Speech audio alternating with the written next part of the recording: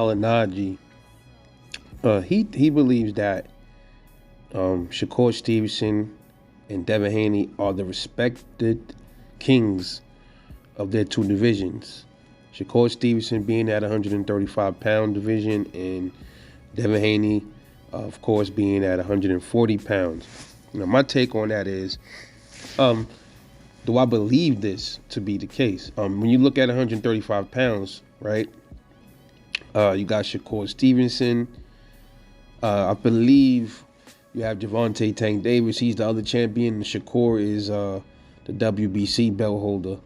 Tank has a WBA, and the WBO and the IBF.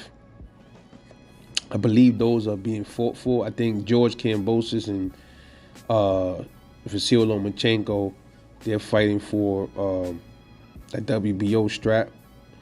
And the IBF, who has the IBF at 135?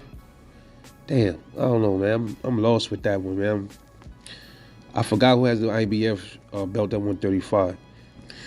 Yeah, I was correct. Yeah, the IBF is vacant, and the WBO is vacant as of now. Okay, so interesting, because most people would say Gervonta Davis is the king of 135, and it's subjective, man, to whatever people really believe. All right, but I don't believe that, man. I believe you a champ.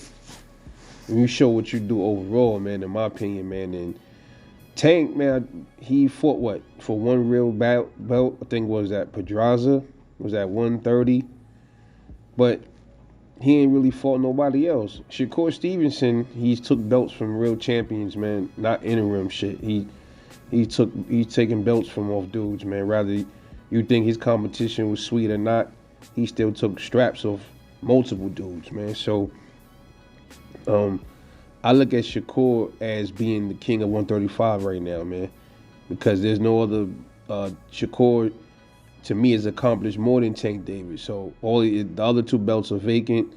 There's nobody else that's the king, and I believe that's the case. Shakur is the king of 135 as of right now. At 140 pounds, man, we got the belts are pretty much scattered between four champions. We got Devin Haney, which is the WBC super lightweight champ. Then you got Rolando Romero. He's a WBA world super lightweight champ. But then you got that Israel Barroso. That's the same guy that was robbed against Rolly, and he has the WBA interim belt. And then you got Sabril Matias. He is the he's the IBF junior welterweight champ. Then you got Teofimo Lopez. He's WBO world junior weight champ. So yeah, the belts is everywhere. It'll be some time before we see undisputed again at 140 pounds. But you look at all of these dudes and their accomplishments. Sabril Matias, he ain't accomplished nothing near close to Devin Haney's accomplishments yet. Rolly definitely ain't accomplished nothing nowhere near Devin Haney yet, period. Then you got Teofimo, all right? He's the closest to having the accolades that's close to Devin Haney. He wasn't quite undisputed, but in his mind, he believed he was. But he was unified. He was a unified champion at 135 pounds.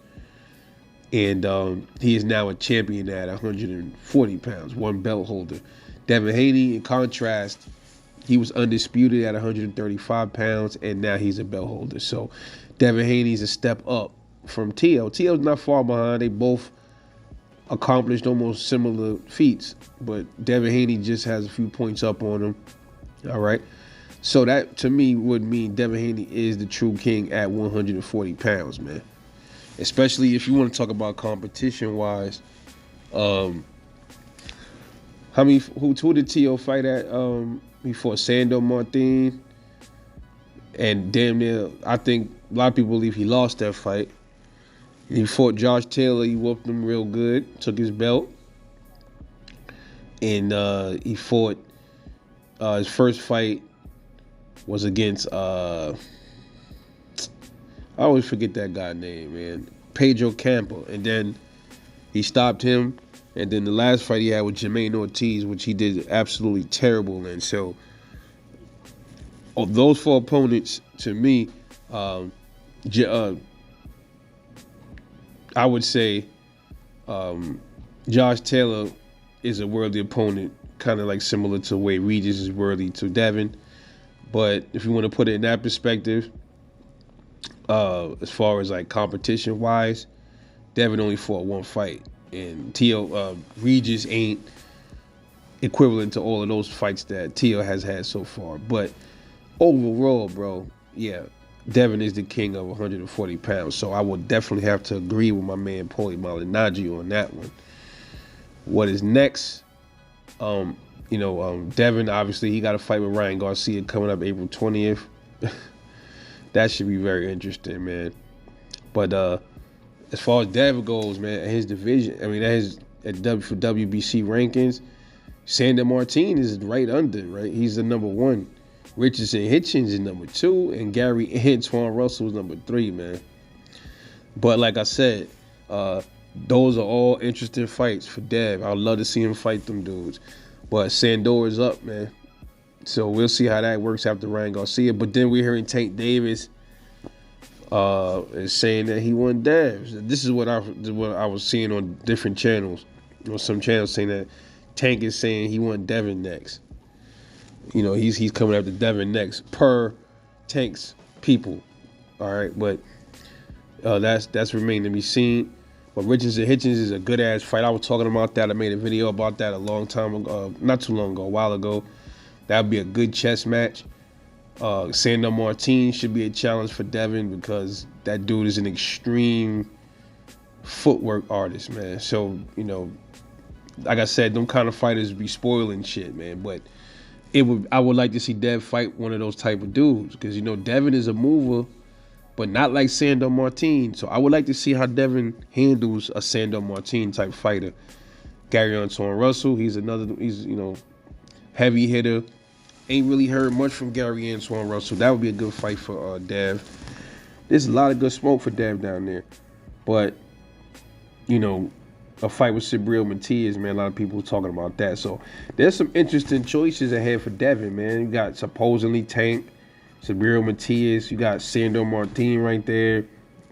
Richardson Hitchens and Gary Antoine Russell. All good fights, man. All good fights.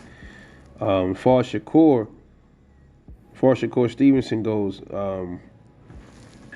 he said he's supposed to be back in the ring in July. All right, so we know how his last fight went against Edwin De Los Santos. Very controversial.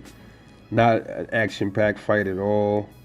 Them two have been going at it, you know, saying that they'd love to entertain a rematch. We don't know yet how that's going to go, but then there's also words of Raymond Maratala, who's number 2 ranked at the WBC, taking place to fight Shakur in July. Then you got William Cepeda just came off a good win.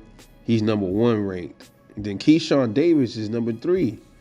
All right, now we know how that is already. And that's interesting because Keyshawn Davis and Shakur Stevenson are really close. They like brothers, man. So, you know, it's like a conflict of interest, so to speak, right? When you think about it. But what would happen if, you know, Keyshawn was right? You know, he's right there. He's number 3. And it came time to face Shakur. Would he face Shakur, man, for that belt?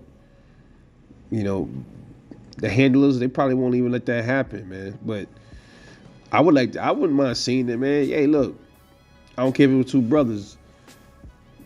Y'all you got something that he won, go get it. You know, fuck it. So Shakur has some interesting competition in the WBC rankings as well. You know, he got Frank Martin. The top 5 is Frank Martin, Edwin De Los Santos, Keyshawn Davis, Raymond Maratala, and William Cepeda. All good fights for Shakur. So who is next for Shakur? Will it be De Los Santos? It ain't going to be Keyshawn Davis, or will it be Raymond Maratala? My instinct is telling me it's going to more than likely be Raymond Maratala. He's number 2. But we'll see. But anyway, I agree with Paulie 100%. Shout out to Paulie Malignaggi. Let me know what y'all think, man. Is Devin Haney and Shakur Stevenson, are those the two kings at 135 and 140? Drop a comment, talk to me, man. It's Rebel Like Boxing. Catch y'all later.